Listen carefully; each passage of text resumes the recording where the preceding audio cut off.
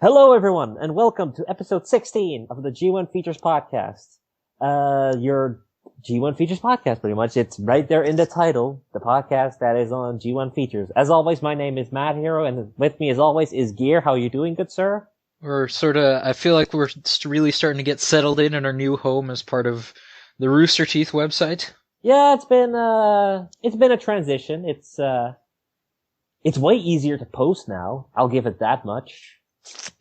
I've had to change a bunch of hyperlinks around the internet. That's annoying.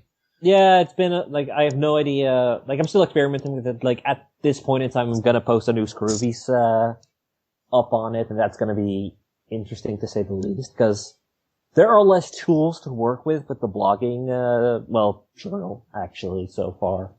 But, it's way easier to post images and videos. I'll give it that much. Yeah. You just, get a link and, bam, it's on there. It's no longer, you have to get the embed code, go into the HTML file of your blog and then, put it in there again. It's, much more convenient.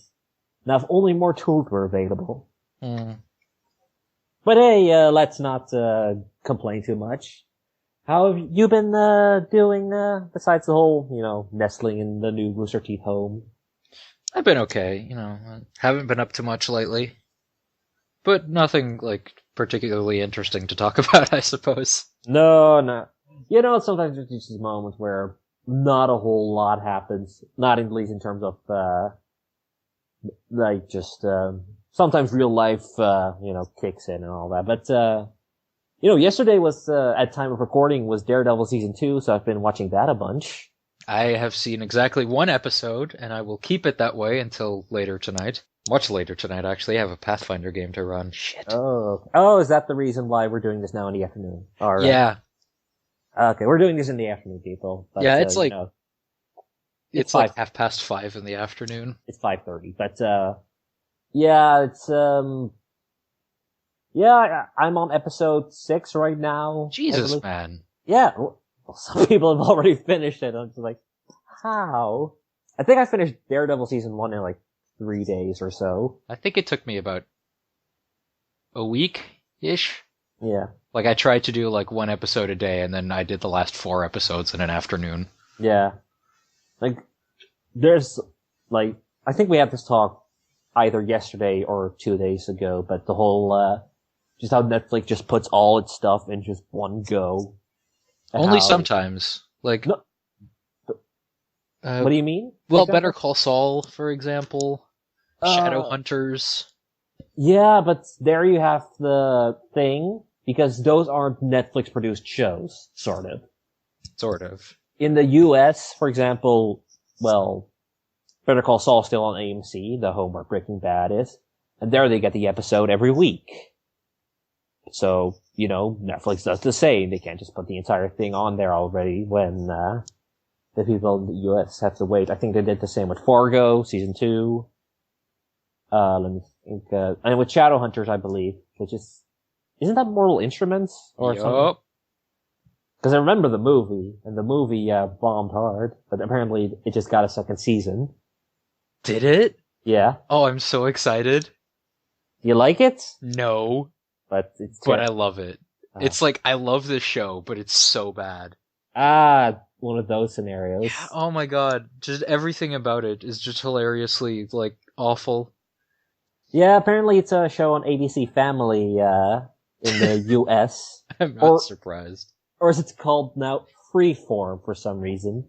Okay. Apparently they rebrand it. I think my favorite part about it is, I'll give it this much credit. There's canonically gay men in this show. That's neat. And one of my favorite things is one of them is super flamboyant, right? And the other one is really sort of struggling. Uh-huh. Just he's kind of in denial about the fact that he's gay, even though he's clearly gay.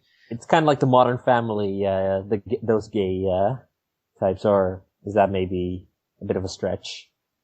I don't know. I'd say both of the guys in Modern Family are pretty flamboyant. Yeah, when you look at, but one is definitely more the straight man. I suppose. Um, but one of them is definitely like really sort of like almost in denial, but sort of it's very clear that he has feelings for men and not women. Um, and then in the most recent episode, they went to an alternate dimension Uh-huh. because of course they did. Yeah. This is season 1, by the way. They are going to fucking alternate dimensions. And it's like their roles are reversed. Oh, okay. Like the one guy, like the flamboyant guy in the real world is very sort of, he's gay, still gay, but just sort of like very on the down low.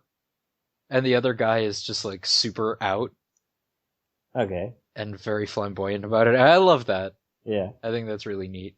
Yeah, but of course, that just got a second season, but that is, again, and also with ABC Family Freeform and all that, that's also the same case with Pretty Little Liars, which is also on Netflix here, but also again, just 1 week, each episode. So then, yeah, it just kind of depends. I do think there's value in that, in those two different formats, in both just releasing it in one go and, 1 week at a time. I much prefer 1 week at a time, personally, just because, like, I enjoy binging, but at the same time, it's just like, I kind of, like, get lost and forget details and stuff. And Yeah, I if I watch one do. episode at I a noticed time, that with stuff like Daredevil, where I definitely, in season 1, and I rewatched it a couple of months ago, and I definitely felt like, okay, I may have missed some things here and there because of binge watching. And for example, I think it has its advantages that it's all there in one go. One is that you can sort of take your own pace with it. Because sometimes I like to binge. For example, it's the case of House of Cards, which I'm currently rewatching. I'm taking that very slowly, and that's a series you definitely have to sort of analyze and sort of think about, and okay, this is what's going on. But, there's also, of course, the mad dash in order to avoid all the spoilers, people are gonna throw. yeah, that's gonna be quite I'm not saying frustrating anything. for All me. I'm saying right now about Daredevil season 2, it's pretty good. I like it quite a bit. As is to be expected. I'm not sure. I think I prefer the first season of it so far, but that's only because, Vincent D'Onofrio's Wilson Fisk is so good. Oh, is that how you pronounce his name? I can never, like, decide. Yeah, there's the D and then there's like that little, upwards comma. Apostrophe? Yeah, the apostrophe. But, D'Onofrio is how I say it. Okay. But, and then of course, and John Berthel's Punisher is really, really good. I'm not sure I've heard him speak yet in the first episode, so... He says one word. Oh, wow. But, yeah, he gets to do more stuff. Spoilers. Obviously. But, yeah, besides, that, besides the whole Netflix binging thing, have you done anything in terms of video games, or just sort of left that, I've been playing a little bit more of Alpha Sapphire. Ah, okay, really? How far are you with that now? Still, like, I just got to Fallerbor. Oh! Oh! Yeah. That's slow, huh? Fallerbor is the soot town, right? What's that? The ashes town? Yeah. Yeah, I just got, like, the blue flute. I'm Okay. training a sand shrew named Katarina. Okay. Which, by the way, if I'm allowed to toot my own horn a bit, that name is really goddamn clever. Why? Because it's a female sand shrew named Katarina. And Katarina is the name of the titular shrew in William Shakespeare's The Taming of the Shrew, one of his arguably worst and most sexist plays, but still, smart joke. Flew right over my head. But okay, sure. Is it a Nuzlocke thing, or just, like nicknaming your stuff? I like nicknaming my stuff. Yeah. Like, I've been playing a Nuzlocke here and there of Soul Silver. I don't know why, I just sort of, Yeah, why that game of all things? because I like Soul Silver. I wasn't a big fan, but... I love the Johto, region, okay. But, for some reason I've been naming my, Pokemon after American states. You're gonna run out. Well, there's like 51 of them, and then later on, You're just gonna, like, Washington 2. yeah. Guam, American Samoa, Puerto Rico. But I don't know, like, so I just like those types of gimmicks. With that sort of stuff. And, you can always go to, like, cities and all that stuff. I like naming them after things. I'm not good with coming up with these weird creative names that you sometimes see. Like, for example, Team 4 Stars doing, like a Leaf Green Let's Play. And they have just, like, these, all bunch of weird names for their, Pokemon. I put a lot of effort into naming my Pokemon. I don't put enough effort into it, and that's why sometimes just come up with these dumb shitty names. Like, for example, my Greninja's named Kermit. Like, I put a lot of effort into giving my Pokemon dumb shitty names. Yeah. Like, I believe I talked about this on a previous podcast where my Electrike is named Wow Such Dog. Yeah, I think I think you mentioned that before. My Kirlia is named Rule 34 Bait. And now my Sandshrew is named Katarina. Yeah.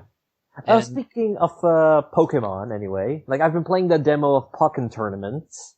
Alright, because they released a demo of it. And I thought, you know what? I don't have the money for it yet, so I might as well give it a whirl. It's pretty fun. It's like I think it's much more complicated than people were I think expecting. I think they were sort of expecting something along the lines of baby's first fighting game. It's made by the people who made Tekken, though, right? Yeah, exactly. But even then, people were expecting, something along the lines of, baby's first Tekken and fighting game and all that stuff. But if memory serves, Tekken is like one of the more complicated fighting games. It is, but yeah, it's much more complicated than initially expected, and that's actually interesting to see, especially with it getting some exposure through Evo and all that stuff. Because it's on the Evo slot. Of course it is. But, it's definitely something I'm interested in. Not necessarily, I'm not the biggest fighting game fan, if only because I suck at it. Well, that comes with practice. That comes indeed with practice, but, and I think Pokken is gonna be the Super Smash Brothers of the Smash Brothers series. As in, it's a good jumping off point to what will probably become a very kick-ass spin-off franchise. Because I can see that. Yeah, the original Smash Brothers, it was okay. It's a good game. It has a lot of good points about it. It's definitely a good jumping board for what would become Melee, Brawl, and Smash Bros. For Wii U and 3DS. Because those games have continually expanded in scope and characters and everything. Mm-hmm. And I could definitely see Pokken doing the same. As right now, I think definitely it's like a bit of a flaw is the fact that the character roster is a bit eh. Yeah. Like there's some good stuff in there, but you also feel like there's so much potential with the Pokemon you could have. Apparently, Luchador Pikachu is really good. Yeah, I've seen Gengar being really good. Machamp actually as well. But I think it all depends on the game style. Yeah, your playstyle and how you, what you do with it. It's definitely a game that I'll get in the future, but it's an interesting, it's been a game I've been wanting for years, thinking about it, or at least something like, hey, a Pokemon game that plays like the anime. I'd say more like, I really want like a Pokemon version of Budokai Tenkaichi. Where you just get like all 700 Pokemon and just, But also like, because it's in a 3D space and it's not like a 2D fighter, but a 3D fighter.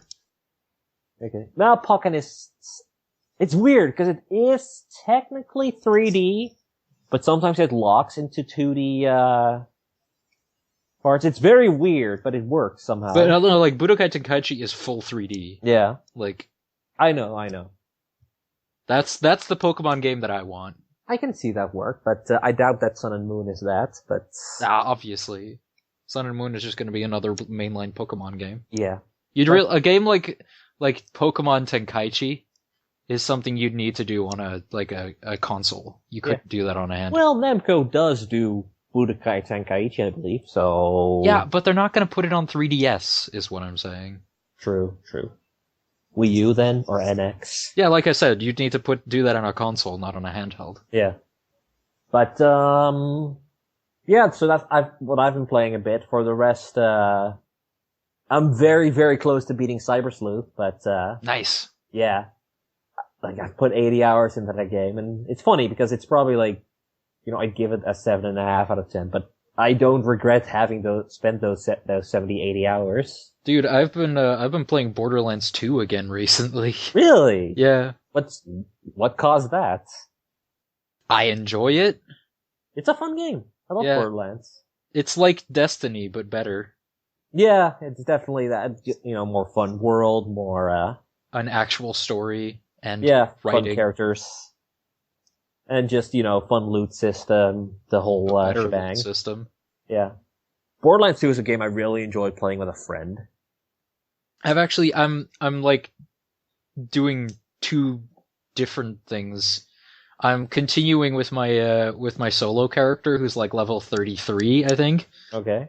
And I've also been playing with my brother. Ah, nice. See, my solo character is Axton. Okay. He's the most easy to play solo with. He's also the most boring character of the bunch. Yeah, I mean, obviously. That's why he's the solo guy. And then I think my multiplayer character is Zero. Okay, yeah, the ninja. The assassin, and my brother is playing as Gage the Necromancer. Yeah. I forgot his name, but I'm playing the short guy. I played the short guy, Salvador? Yeah, him. The Gunzerker? Yes. But it's been a while since I played Borderlands 2. It's been ages, actually. And I'm very curious. Like, of course, there was Tales of the Borderlands, which is really good. And the pre-sequel, which I haven't played, actually. No, me neither. I think it's on sale right now. Yeah, it's super cheap by now, I think. Like, I think this weekend is like the Borderlands franchise is up to 80% off. On Steam and stuff. Yeah. I think the Handsome Collection is also on sale on PSN. I wouldn't be surprised. The pre-sequel is $15.99 at time of recording. I've seen it for that on Xbox 360 and along the lines, but it may be something I'll get in the future, but... Are you shitting me? What? Okay, Borderlands the pre-sequel is $15.99. Uh-huh. The season pass is $14.99. I doubt there's gonna be more DLC for the pre-sequel, a game which is by now, I think, 3 years old? 4 years? 1 year. Pre-sequel's not that young. Yeah, man. Or at least the bundle. Okay, the pre-sequel was 17th of October 2014, but the bundle with the season pass was the 24th of March 2015. Okay. So a year and a half at most. Oh, okay, so it's not that young, so it's not that old, but yeah, I doubt there's going to be more DLC for that, especially Gearbox. Well, I mean, buying the season pass after the fact is just an easy way to get all the DLC. Yeah, true. Or at least most of it, because I bought the season pass for Borderlands 2 like after all the DLC had come out. It doesn't unlock everything. And I still don't have everything. Yeah, but there's like a bajillion amount of DLC for Borderlands 2. 49 pieces, if I'm looking at this correctly. Most of it's like cosmetic shit that costs 99 cents, but still. Yeah. But, I'm very curious what Gearbox is doing with Battleborn. I think that game is in a lot of trouble. Potentially, yeah. Yeah. Unless it just, blows everything out of the water. It's gonna have a tough time. But, that game ain't out till May, so we don't have to preview that just yet. But, if you want to maybe get into some news. Sure. One of the stories is a lot of fun. We've got 4 stories of varying, quality, of varying interest and excitement and all that. Do you also want to go into it's not included in the list I, but do you also want to get into the Microsoft GDC thing? Yeah, but not for too long. Yeah, okay, we'll wait for that a bit. PlayStation VR, Digital Homicide, Resident Evil, and, Microsoft 1.0. What's so funny?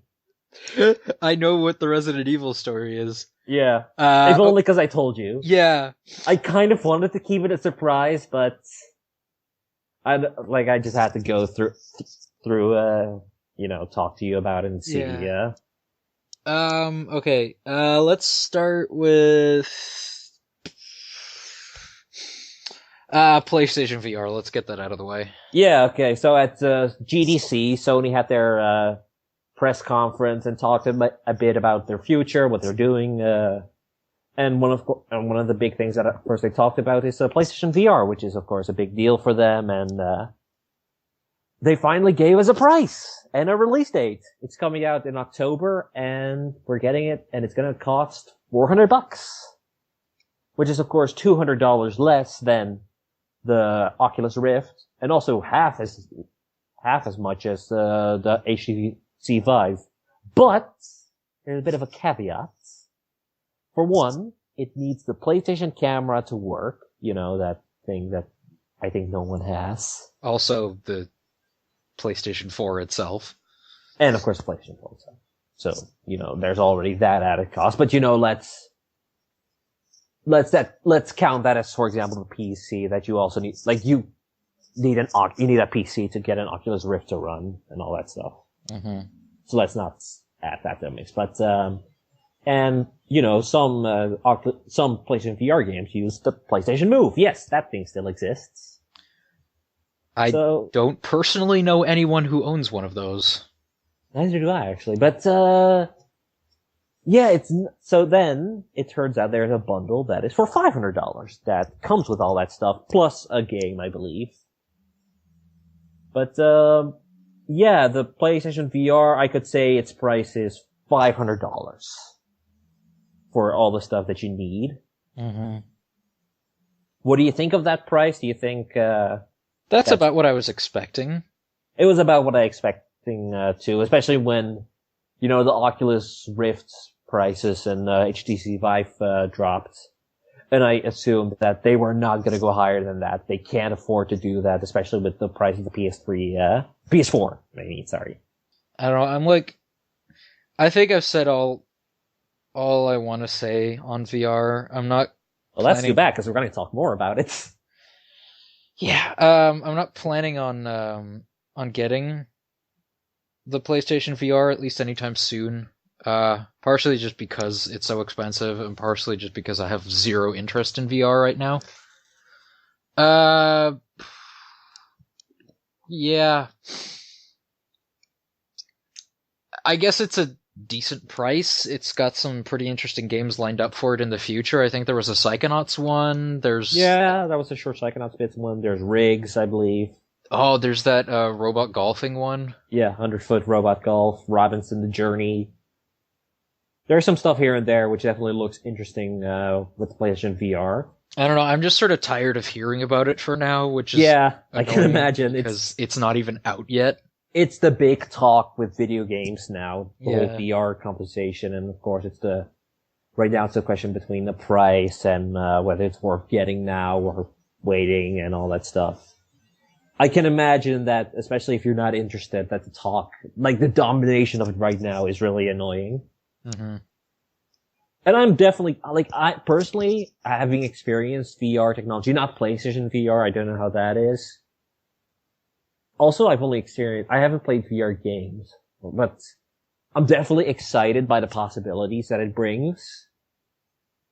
But again, it's not something I want to pay $400 euros for. It's just, that's a little too expensive for, especially something that is a solo experience. Yeah, you're paying the price of a console for a piece of proprietary hardware. Exactly. That is, I think it's something more along the lines of, a bit of a weird example, but a Sega Genesis and a Sega CD. It's the Sega CD for the PlayStation 4. Something that adds to the experience, especially since there are games for it that are coming to it. And I think maybe Kinect is a better example. Here's hoping that it doesn't do as poorly as the Sega CD and the current Kinect did. No, let's hope it actually does a lot better. And, we do have to wait and see what Sony does with it, because Sony does have the unfortunate reputation of having technology and then, then when it doesn't do as well as hoped, quickly abandoning the series with the likes of the Vita, the PSP Go, though no one really liked that thing. No. PlayStation Move. Eh. So it's just kind of like, I'll wait and see. It's just a lot of people have their eggs in this basket. Yeah. So I hope for their sake that it ends up well, even if I don't personally care about it at all for myself. It should also be noted that unlike, for example, Oculus, Sony is selling PlayStation VR for a profit. Which is a pretty good thing, actually.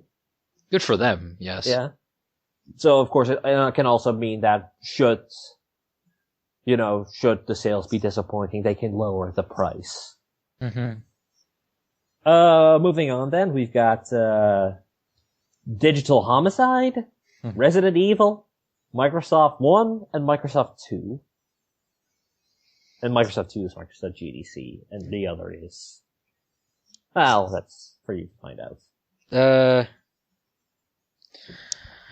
Fuck. I want to save, like, the two really funny ones for the end. So let's do Microsoft double feature, 1 and 2. Okay, yeah.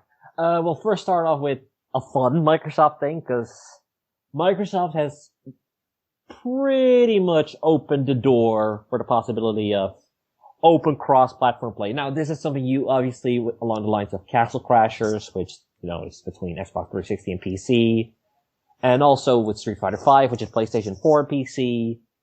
But with consoles, it's usually, not their own thing. That is very much a separate, closed thing. But now Microsoft has been like, yes, we would like to support and they use Rocket League, for example, as an example. We want our cross-network play gamers to have more people to play with, and that includes more Xbox people, Windows, and other console players. So, mostly Sony. And that's, of course, a pretty big deal that they extend that arm and, want to work together on something like that. Sony's a little more apprehensive. Their response is pretty much, maybe. But, it's actually a pretty good thing that Microsoft wants to do something like this, and I'm not definitely all for the idea. I mean, I don't own Rocket League, and I generally don't like multiplayer games anyway, but... Rocket League is fucking awesome. I know. It was like, if memory serves, Rocket League was in, like, the 1 month of PS Plus that I didn't, like, that I missed. I barely missed it. My PS Plus was gone for a bit, and I didn't, Rocket League, it just almost passed me by, but then I was hearing all this hype for it. I was like, okay, I'll get it, and then, that's turned out to be a good call, because it's really, really good. I mean, I generally don't like multiplayer games, but for the people who do, this is really, really cool. I'm usually not into big multiplayer games, but Rocket League is definitely one that is, that I really, really like. Because, now, if this becomes widespread, you basically lose the issue of not being able to play with your friends because they own something on a different console. Yeah. And I think that's amazing. I've talked to people, it's just like, we should play, Saints Row together, and it's just like, I have it on PC, and I have it on Xbox 360, and it's just like, oh, well, I guess we're screwed then. Yeah. But if this becomes a widespread thing, could you imagine if that never became an issue again? Yeah, that changes pretty much everything. If you could, even, invade games, even on, I don't know, Dark Souls 3, invade someone else's, Xbox One game from PC... That would be so amazing. Yeah.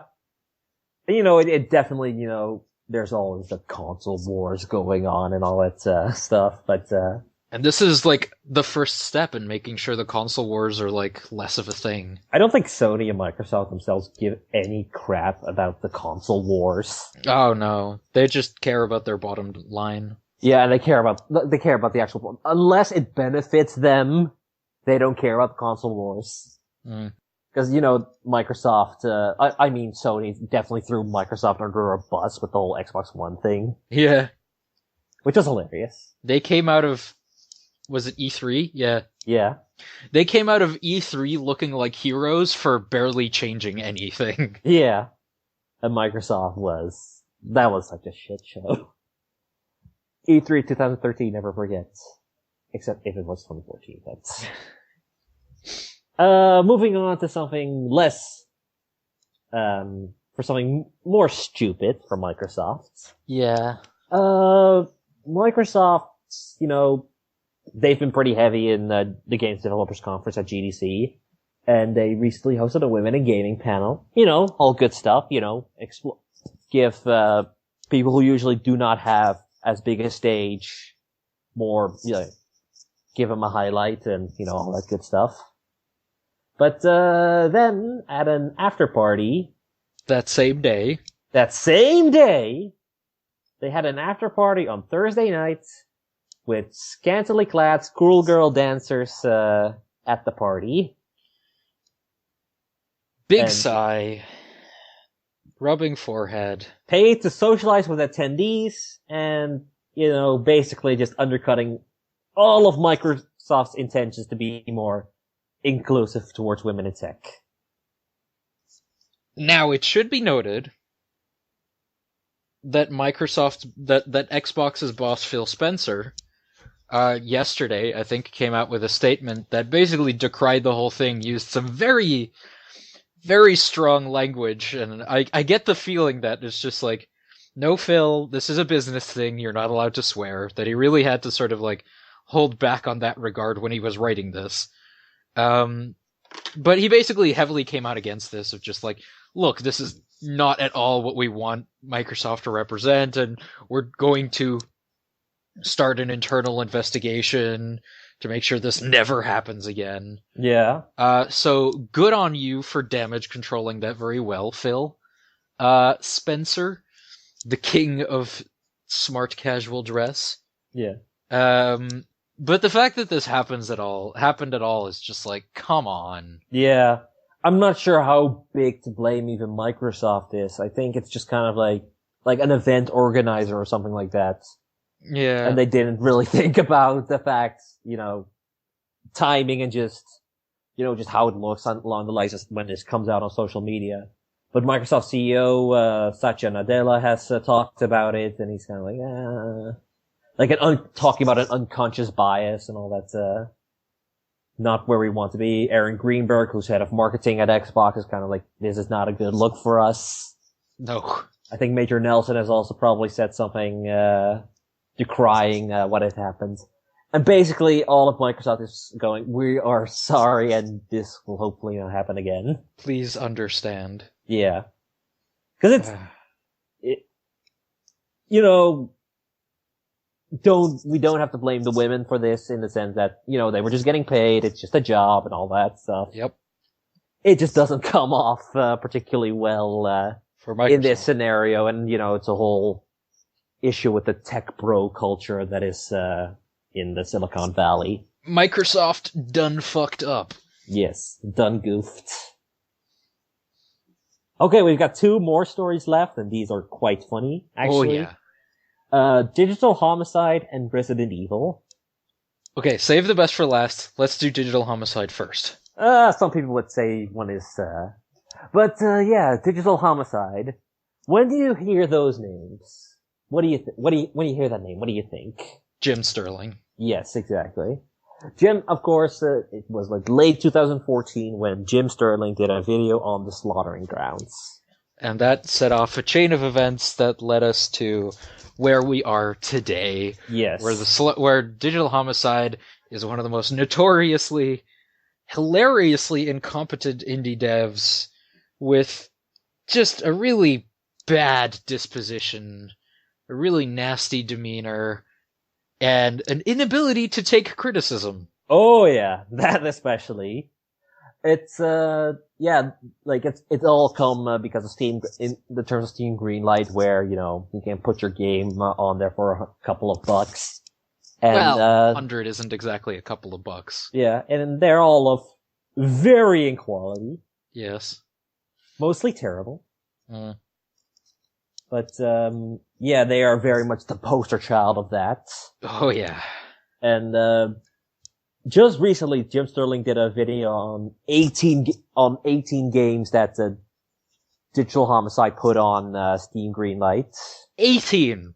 Wrap your head around 18 games. 18 games by 2 people! I mean, 3 of them were basically the same game. 2 with it was like the cowboy one, and then its sequel, and then that wizard one. Yeah. Or it's just like... The cowboy one and its sequel, the only real difference was a camera angle. Wyatt Derp. Yeah, Wyatt Derp. And then there was the wizard one that was literally Wyatt Derp, just with a magic fantasy skin. Yeah. But yeah, after that, there's been a whole bunch of nonsense going on, between, Jim Sterling and, Digital Homicide. There's the infamous 1.5 hour interview, which, is either a thing of beauty or the cringiest thing you've ever seen. Or heard, actually. I still haven't listened to it, just because I can't get past the fact that the audio is so garbage. It is pretty garbage. Because it was, recorded on an iPad, I believe. But, it's amazing just how entitled, and just how plain dumb the Digital Homicide guy is. It's just kind of like, oh my god. But now, of course, we get to the main story, is that they are suing Jim Sterling. No, they want to, but they need money first. Yeah. They want to sue him for $10 million regarding libel, assault, I'm not sure how. No. And slander. And, yeah, they want to, and now they're crowdfunding, because they don't have a lawyer, they represent themselves. And, it's, not going well. No, not at all. Okay. I don't understand how they think they can get away with this. Neither do I. Okay, first of all, they want to sue him? I mean, they've threatened legal action in the past and not followed through. And, I mean, did they honestly think they have enough of a fan base to be able to crowdfund that much money to, hire a lawyer and stuff? Especially the fact that, well, I'm not gonna beat around the bush here. No one likes them. Also, honestly, Jim could probably has grounds to sue them for harassment. Because, there was a while back where they doxed him, and they allegedly created, Tumblr blogs that, and, Tumblr blogs that talked shit about him. So, there's been a lot of shit flinging, mostly coming from the side of Digital Homicide. And now they're suing Jim. Yeah. For doing his job, which is criticism. Yeah. Even if they got the money, which they won't, let's be honest, they won't, they probably don't have much of a legal leg to stand on. That's why they don't have a lawyer, for example. They're representing themselves. Yes.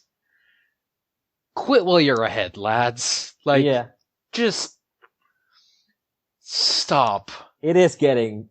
It's gone sad. It's embarrassing. It is really, really embarrassing. When this is the most embarrassing thing you have made, when you have games like Temper Tantrum, Slaughtering Grounds, and all that stuff. And the Giant Testicle, or whatever it's called. Yeah. And assholes. Just, please, just stop. Yeah. I realize that you want to make games. So make a game! Actually make one! Don't just buy a bunch of assets and call it a game. Yeah. Sit down, put effort into it, and make it. Put as much effort into making your game as you are trying to sue this man who is criticizing your games. For being the worthless shite that they are. Yeah. Also, I learned that Jim Sterling's real name is James Stanton. but I'm not sure if I can get past that. Yeah. But, yeah, I've got nothing more to add. No. Just, It's so confusing. Yeah. Why is this a thing? yeah. Moving on, we've got the last story, and it's probably either the best or the worst one, depending on how you look at it. Okay, before we start recording, we always talk about what we're going to talk about. You know, we go through like what news stories we're going to talk about. When I heard what this was, I refused to believe this was true. I was like, I had to look, he had to send me a link to like, no, really, this is a thing that's happening. I lost it. Oh my god.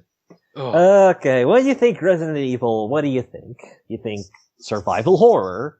You think, Terrible voice acting. Terrible voice acting. You think of the Jill sandwich. You think of one good game in the series. Hey, come on now. Resident Evil 4, let's be honest.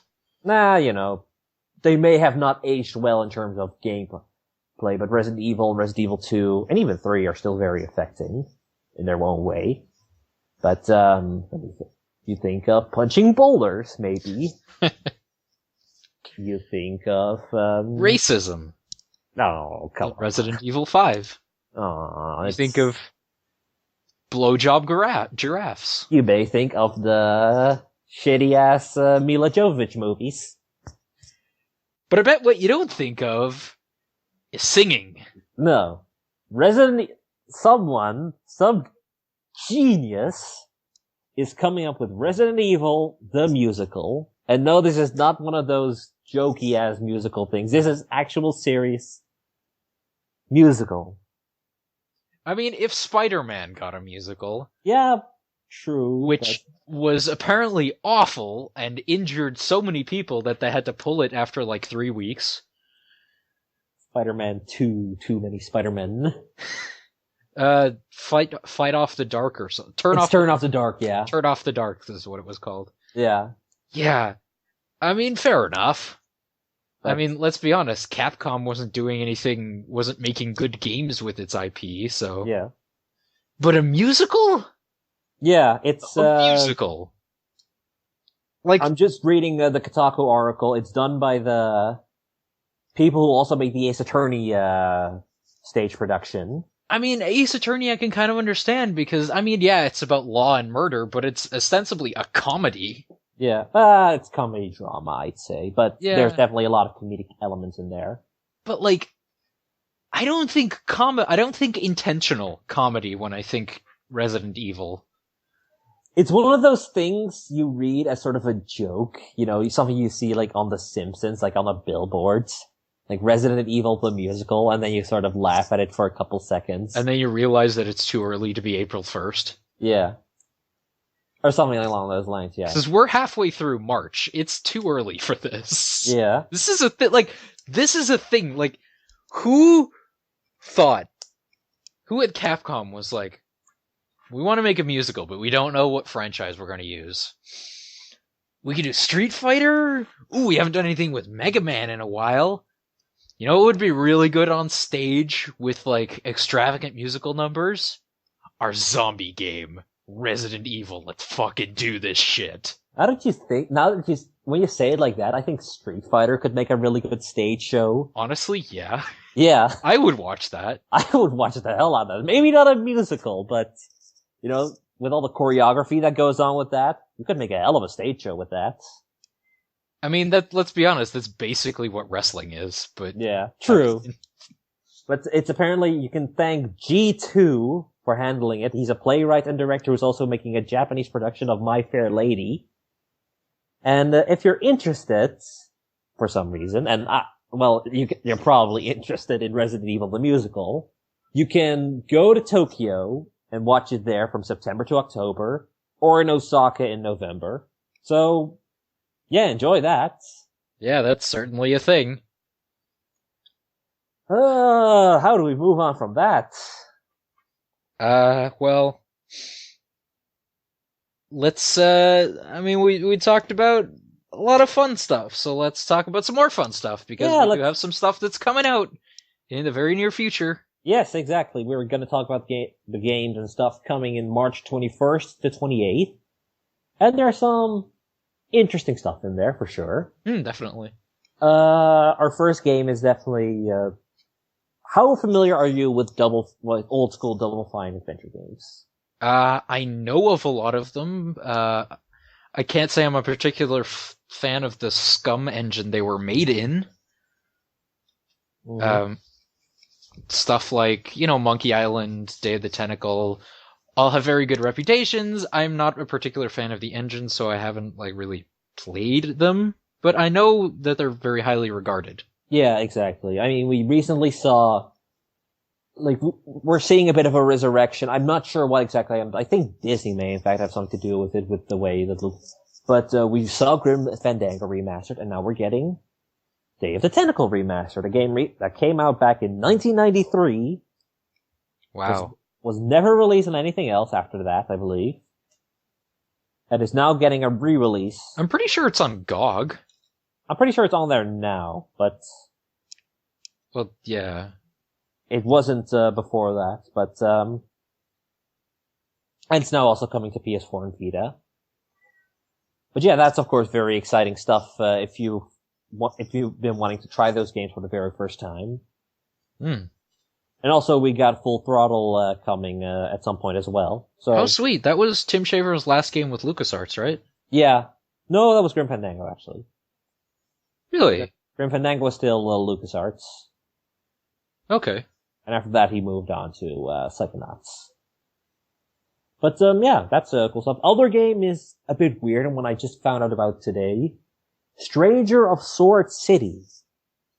Now, we all know that the Xbox brand is a little in Japan. Yeah. They sell literally nothing. And there's I believe there's a very hardcore Xbox fan, a bunch of hardcore Xbox fans in Japan, but it's very, very small. Mm-hmm. Stranger of Sword City, which is a dungeon crawler RPG, started off as an Xbox 360 game, but only in Japan, and it came out in 2014, just before the Xbox One X would come out and all that stuff. I can't imagine it sold very well. I doubt it did. But it's a dungeon it's very dungeon crawlery. I just checked the trailer for it. The music in it's good. I'll give it that. Sweet. But now it's coming in North America, by the way, only. To the Xbox One on March 22nd, and then there'll be a Vita version on April 26th. It looked very much like a Vita game. At least the trailer that I saw. And it looked like a standard dungeon crawler. Nothing much more to say about it other than, okay, that's interesting. Yeah. Weird, interesting origins, but the game itself isn't that spectacular. Nah, it doesn't look that spectacular. And maybe if you're a fan of dungeon crawling games, it may be worth checking out. I mean, even then you can do better. Yeah. Also coming out on March 22nd, at least in North America, I believe. I'm not sure. So, you ever Trackmania Turbo? I like Trackmania. Trackmania's fun every once in a while. I like just a pure arcade racer. Yeah, I haven't played one in a while, I believe. I played, they had one on DS that I played. I really enjoyed that game. It got really hard really quickly, but it was really fun. Yeah. Especially considering it was on DS, and it it was surprisingly competent and ran very well considering DS. Yeah. And of course the whole thing with Trackmania is that you can make your own tracks as well, so that is always a fun time. Yeah, we're getting it the 24th instead of the 22nd. So we're getting it a little later. But we are getting a game this month earlier than America, so that's fun. Well, a day earlier. But we're not getting to that yet. Because there is one game that is not coming to America or Europe at all. Yes, and we talked about this a couple episodes back, and it was amazingly funny. Yeah. Dead or Alive Extreme 3 is coming in Japan on March 24th, 2016. Some people are probably excited. Probably. There's a niche crowd for it that's probably interested in it. and I the ones can't say I'm overseas are not. probably very salty. Yeah, the whole thing, it's just been... just the whole thing has been hilarious. Just just the sheer overreaction to what is, at best, an okay beach volleyball game. To be fair, there are not a whole lot there. And for the rest, there's just been like it's just,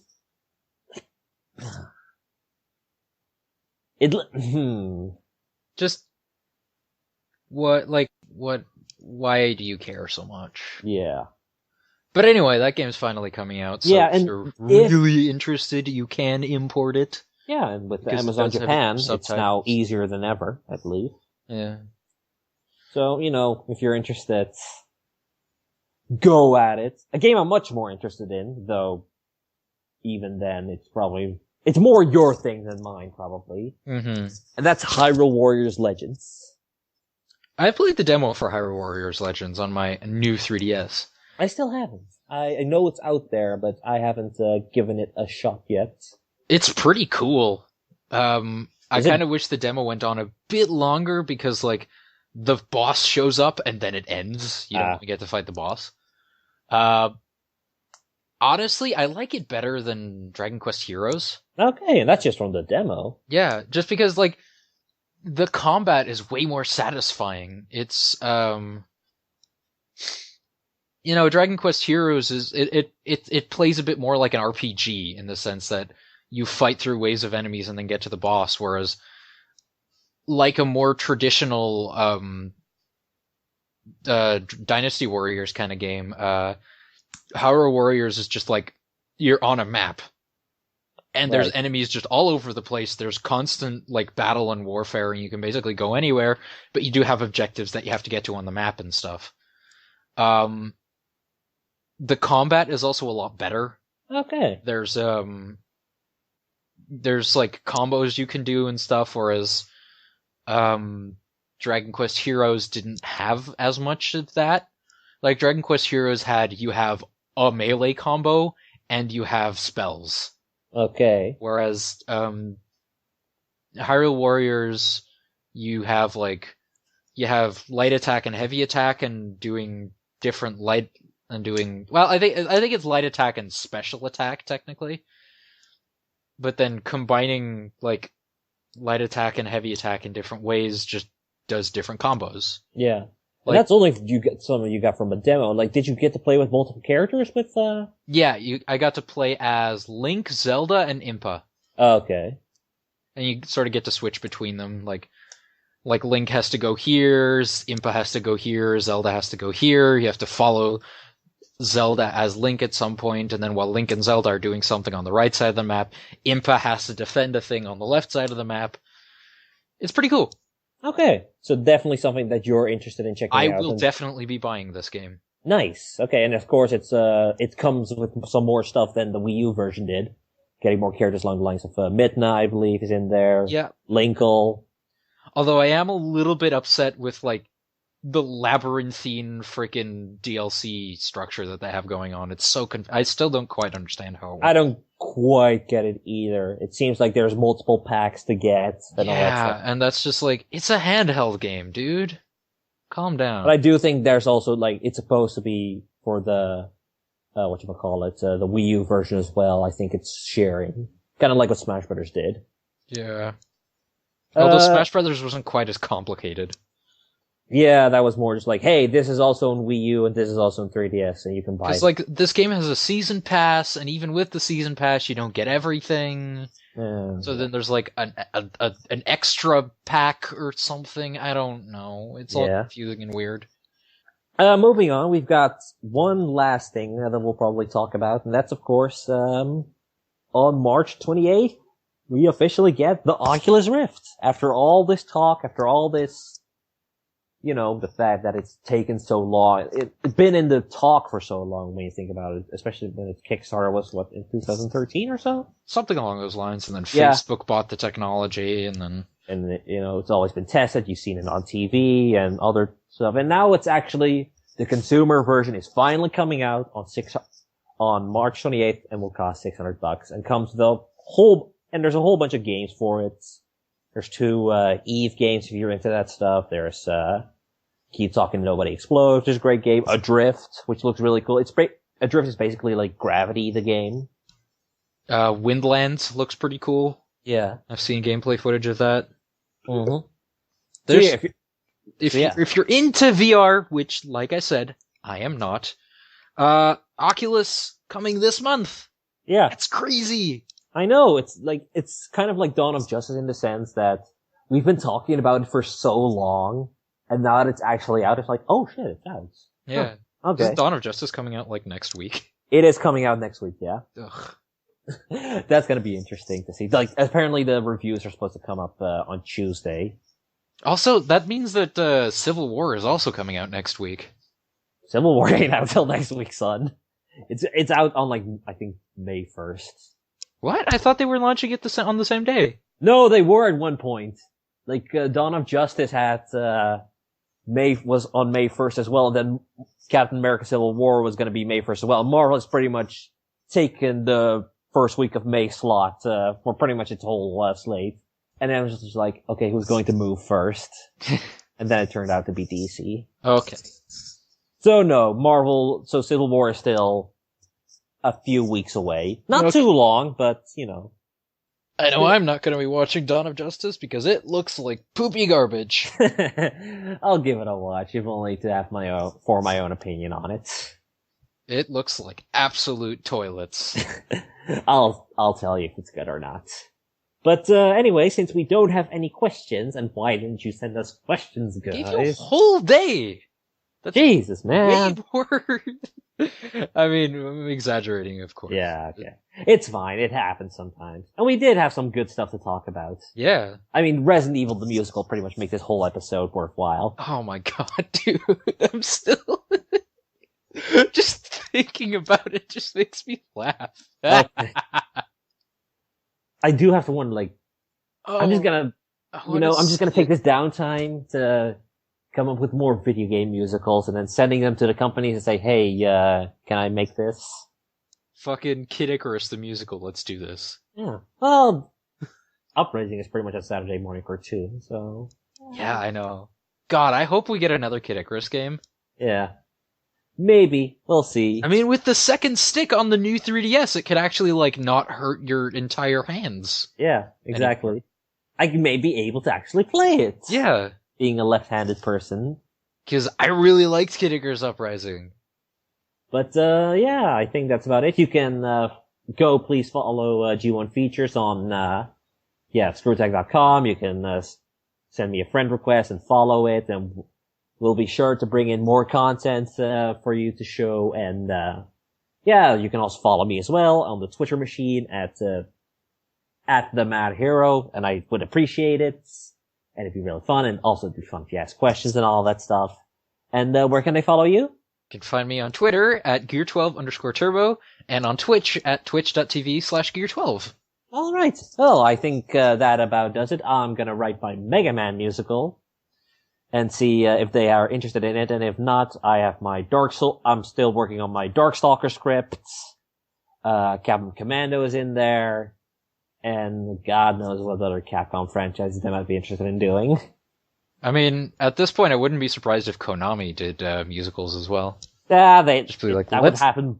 That has a more likelihood to happen in any of their games. So yeah, exactly. It's just like, let's do everything with our IPs except make games for them. Yep. Fucking, let's make another Silent Hill movie because everyone loved the last one. Let's make Metal Gear Solid. The air hockey game. Okay, yeah. A series of Castlevania trading cards. I don't know what other fucking Konami franchises exist. Yu-Gi-Oh! I mean, they already, like, merchandise Yu-Gi-Oh! To shit, so... Yeah. It's kind of hard to top that. Got it. Let's just, like, Yu-Gi-Oh! Let's make that a stage musical. Exactly. I mean, they already do movies and TV shows, so...